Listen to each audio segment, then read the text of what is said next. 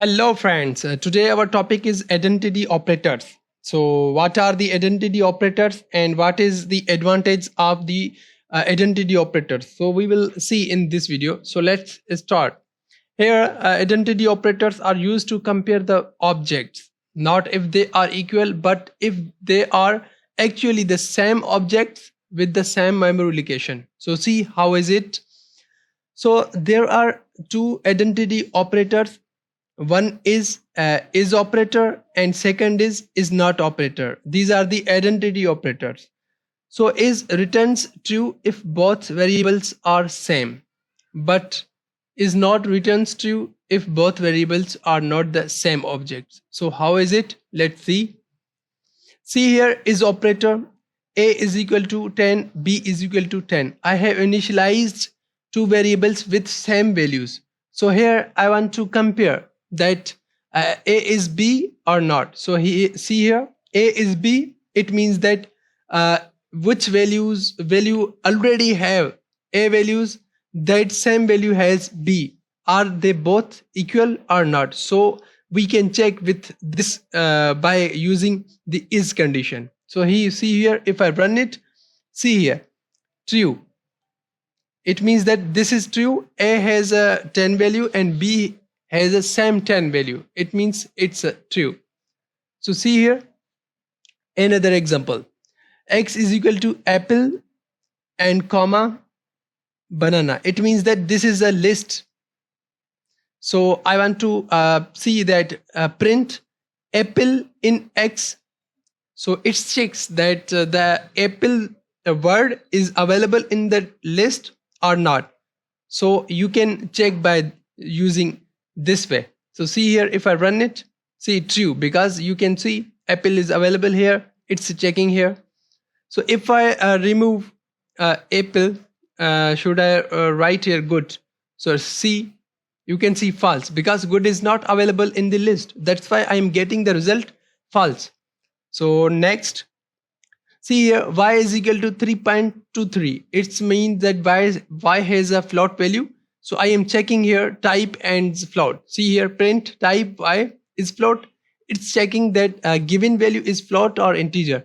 So I have keep the condition that value is float or not. So see here, if I run it, you can check that definitely this is a float value. That's why I'm getting the result float. So another example, see here, x is equal this list, apple and banana, y is equal to apple and banana, means two values. So I am checking here x z equals to x. It means that x is this one. So z equals to x. Where is z? The z definitely I haven't defined, but I am checking here.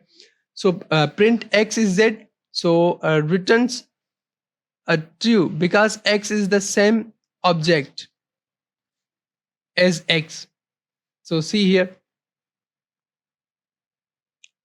if I run it, see there, first you can see it's checking here, because x is z. It means that I have here initialized the x is equal to x. It means that z is equal to x. That's why I am getting in the first true. Yes, friends, so you can see here that x is y. So see here, x has and y has both have same values, but see here, returns false, because x is not the same object as y. Both objects are different, but even if they have the same content, but you can see that apple, banana, and y, x and y have a same content. So see here, if I run it, see output is false, because the objects are different. X has a different object and y has a different object. So that's why we are getting the false there. Next, x equals to y. So see here, both have same content. So that's why I will get a true function here. So I hope that you will understand them. If you have any question, you can contact me about them. So now another example. These were the lists. Now this is string values. See here. CC is equals to good and DD equals to good. So CC is DD. Yes, definitely. If I run it, I will get the true.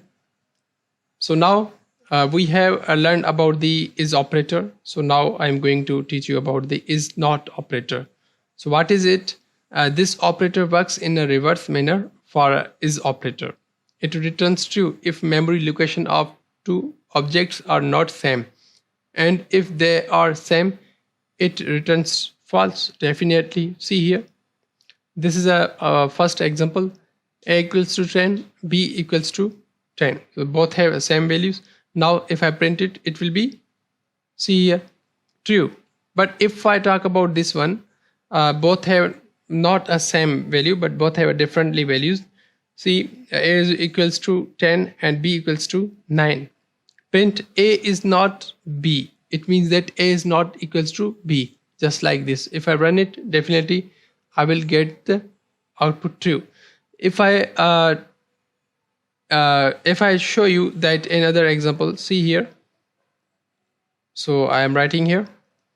So if I give here same values and remove from this one not, so this function will return true.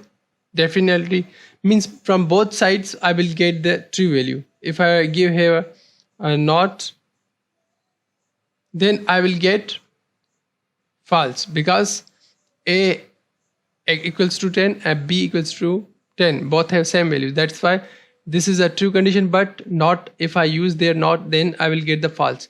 If I change the value 9, see here, now I will get the true value. See, definitely. So as it is here, you can see X is equal to list apple and banana. Now I want to check this value is there. This value is not there. See here, then I will get the output true.